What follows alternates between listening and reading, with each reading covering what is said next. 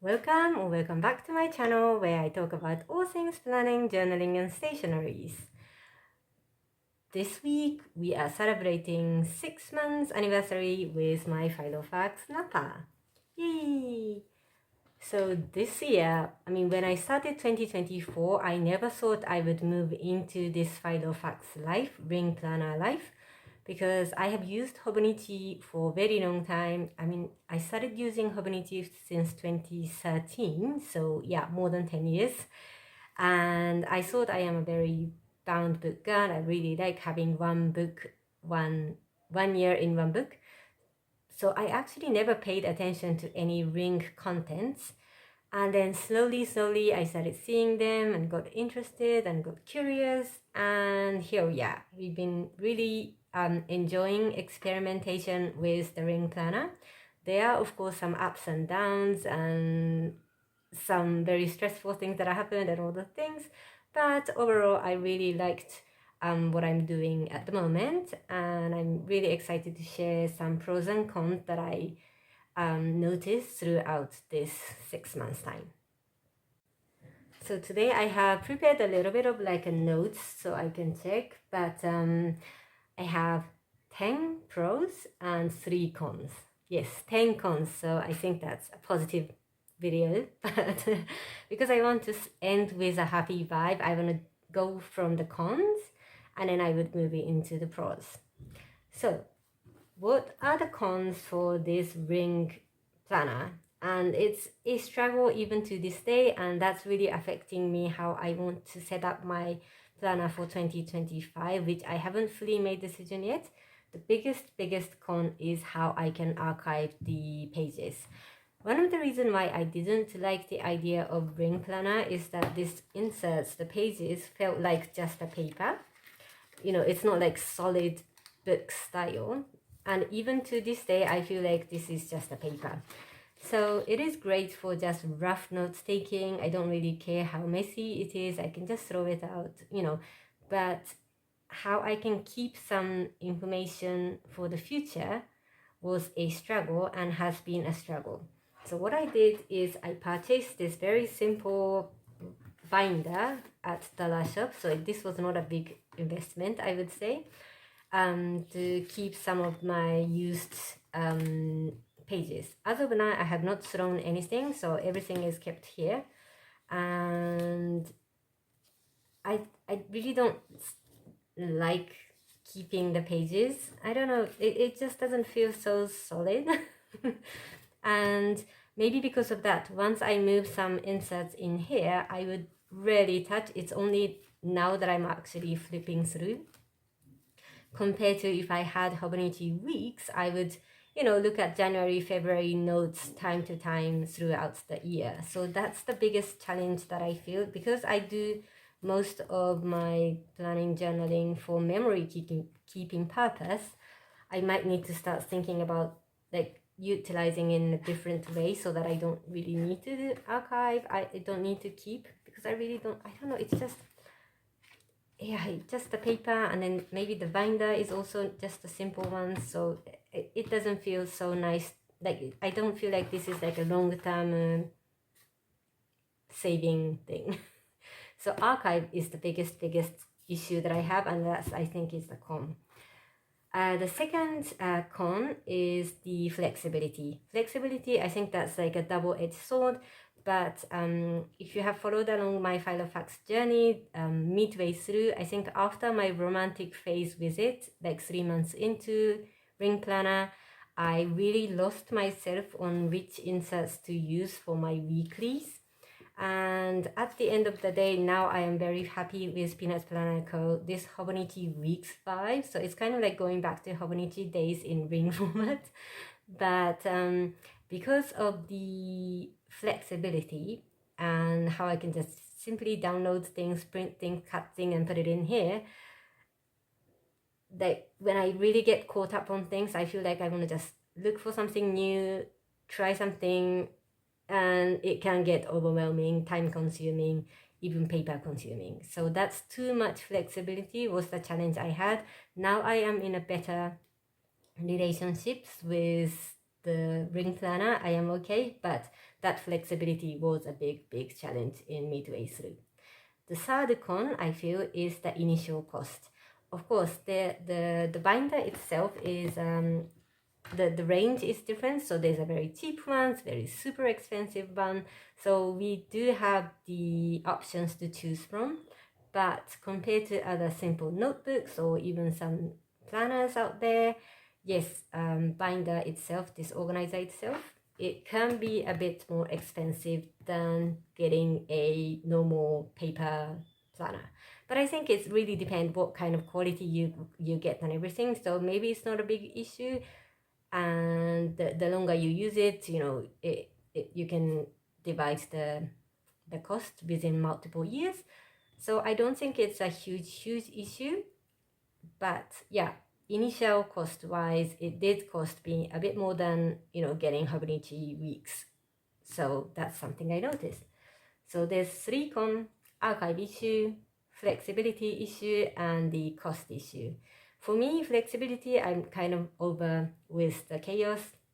Cost-wise, I'm thinking of using it for multiple years, so I think that's also fine. But the archive is still a pain, and I'm really not sure if I want to use this system in 2025 or if I have something specific where I kind of, I don't know, stick some book-bound situation to put some important notes and everything. I'm still figuring out what the archive system might look like in the future. Okay, so that being said, there are 10 pros that I noticed using Ring Planner, so I want to switch the gear up to some positive vibe. So one of the positive things that I really enjoy about Ring Planner is the flexibility. Yes, it's the flexibility that I just said as a con, but once I got the hang of it, how I can arrange everything in the order that I want and switch things up in between the months is a huge pro.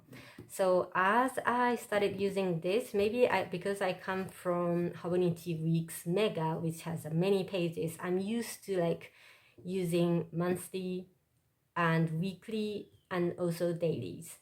And because of that, if I look at some paper planner, it's rare to find a planner that has monthly, weekly, and dailies, space-wise, of course.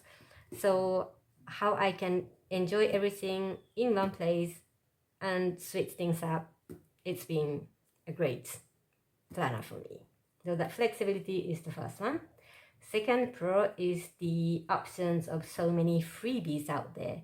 So I did say the initial cost is a con because this binder can cost a bit more than the paper planner, but the insert itself can be free. So as of now, I have not done any purchase for the how do you call it, the inserts.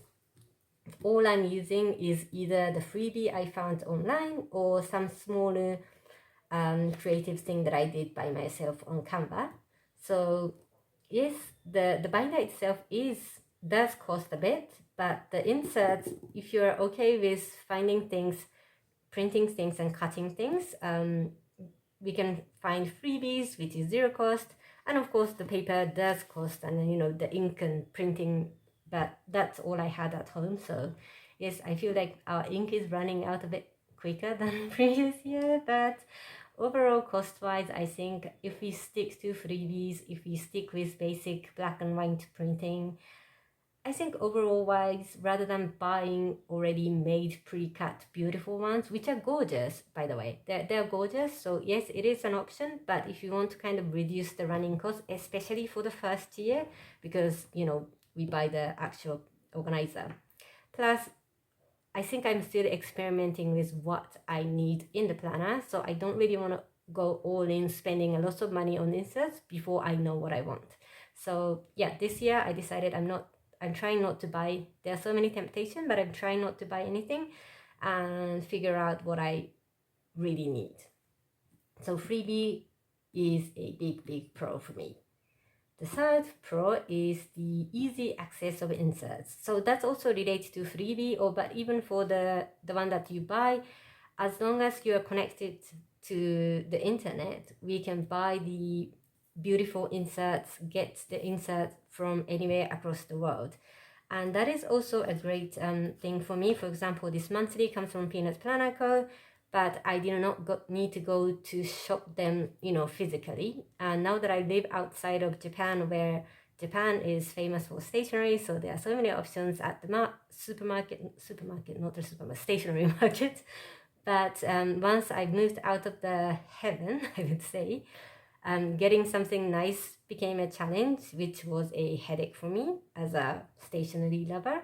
But now everything is online, easy access from everywhere is a pro for me. So I can just look at something online, get some new weekly inserts that I want, or any nice list or any format, download, it's there already. So that's a big pro for me. Fourth pro is the creativity aspect.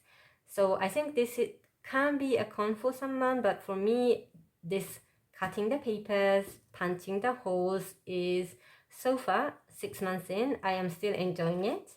I also like writing this mini calendar that might look like some chore for someone, but for me, like cutting the pages and setting up this this is like a fun paper play for me.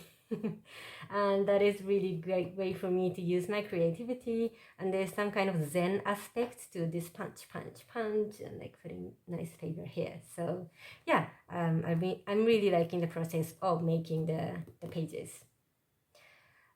Fifth pro is this ring bind paper thing. Is, like I said, it doesn't really feel so solid compared to bound book style, so that's, I'm still struggling to kind of digest. But this is very perfectionist friendly. If I mess up something and if I really don't like something, then I can just take it out and throw it away, which does not happen with the bound book. If some smudge happens, or if I make huge mistake with, I don't know, decoration, it really gave me a moment. But with this page, I just need to take it out, throw it, that's done. So that's a fun way of experimenting things, new things, and I think that's really helping me to keep sane with the playing around with the pages. 6 Pro is the no 12-month commitment. So as I've been using Hobonichi for a long time, or whenever, like Moleskine planner or any planners, basically we are committed to 12 months. And nowadays I do see like 6 months, half a year versions, but basically you have certain periods that you would use the same format. And that's also good for like accountability purpose. But for example, this daily plan, I printed quite a few things a long time ago, so now I'm a phase to actually use them up. So I used this for a few weeks, and then I ran out of these pages, so now I am using this one with the timeline. And this, like, I can experiment without 12 months commitment, is a great fun aspect of the paper ring planner. And especially for like daily plan page, it is so exciting to, when you start daily planner, but like 2 months, 3 months in, you get used to the layout, and then you start getting bored with it. And I think we tend to kind of get away from the planner. So having the ability to switch things up is a nice way to use same planner but different inserts, or even different purpose, is a good way to keep enjoying the planner. Seventh pro, I feel like the ring planner is great, is the sustainability. So I have purchased this Filofax Nappa leather, and if I use them nicely, of course I don't have to throw it away within 1 year like paper planner. And since I got the leather nice ones, when I bought it, I had the image of using the same one for 5 years. And I know some people just switch up the cover just for fun, just for decoration wise, or like change it throughout the year, seasonal things. As of now, I have no temptation to get any personal planner because I'm super happy with this one. So yeah, I don't think I would get this size ring planner for the seeable future. So yeah, if I can continue using the same one again and again and again, then sustainability wise, yes, the pages get moved out, so that doesn't count. But as for the product wise, I really like this sustainability and also how I can just use it for a very long time. And 8 Pro is also sustainable in a sense that I can use up some old pages from old half-used notebook. As a stationery lover, I do have quite a few notebooks that I used for a few pages and then I kind of lost the interest. And I am now thinking of chopping them down and just putting here as a notebook. So I still have quite a few daily pages that I printed in advance when I was like really into cutting and punching. But once I run out of those pages, I am thinking to also use up the notebooks, because if I keep half-used notebook forever on the shelf, it doesn't get used and it just gets old. So I think it's a nice way to use some old pages.